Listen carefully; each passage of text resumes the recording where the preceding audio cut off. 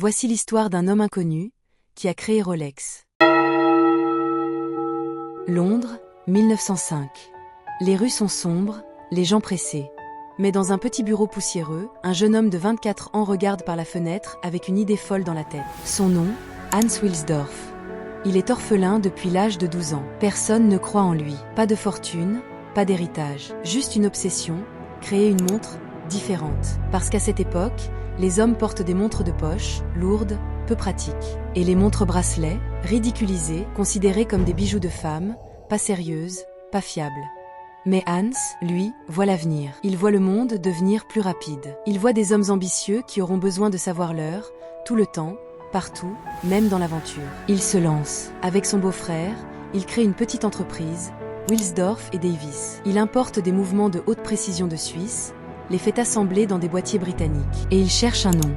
Il veut un nom court, facile à retenir, qui sonne bien dans toutes les langues. Il essaie des centaines de combinaisons. Puis un matin, il le sent. ROLEX. 5 lettres parfaites, faciles à prononcer, élégantes sur un cadran. La légende est en marche. Mais la route est longue. Les horlogers se moquent, les commerçants doutent. Personne ne croit qu'une montre bracelet puisse être fiable. Hans s'en moque. Il fait certifier ses montres, une première mondiale. En 1910, Rolex reçoit le tout premier certificat officiel de précision chronométrique pour une montre bracelet. 4 ans plus tard, en Suisse, Rolex décroche le certificat de précision de classe A, réservé aux chronomètres marins. Le monde commence à comprendre. Cette petite montre est sérieuse. Puis vient la guerre. Les taxes au Royaume-Uni explosent. Les affaires deviennent impossibles. Hans décide de déménager. Direction Genève, Suisse, le cœur mondial de l'horlogerie. C'est là que Rolex va grandir. Mais Hans veut aller encore plus loin. Il rêve d'une montre capable de résister à tout. À l'eau, à la poussière, au choc. Il crée l'Oyster, la première montre étanche au monde, en 1926. Mais comment convaincre le public? Il pense à un coup marketing jamais vu. Il sponsorise une jeune nageuse anglaise, Mercedes Gletz. Elle traverse la Manche, montre Rolex au poignet. 10 heures dans l'eau glacée. La montre ressort, intacte, toujours précise. Les journaux du monde entier racontent l'histoire. Rolex devient la montre des exploits. En 1931, Hans révolutionne encore l'industrie. Il invente le mouvement perpétual.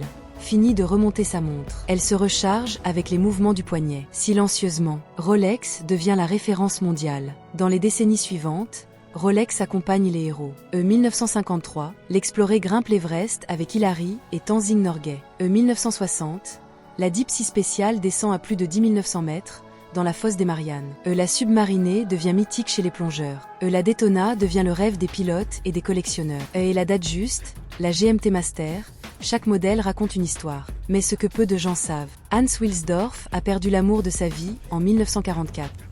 Il n'a pas d'enfant, alors il décide de tout donner à une fondation. Aujourd'hui encore, Rolex n'appartient pas à des actionnaires. C'est une fondation caritative qui investit dans l'éducation, la culture, la recherche. Rolex ne fait pas de grandes annonces. Elle reste discrète, élégante, fidèle à l'esprit de son fondateur.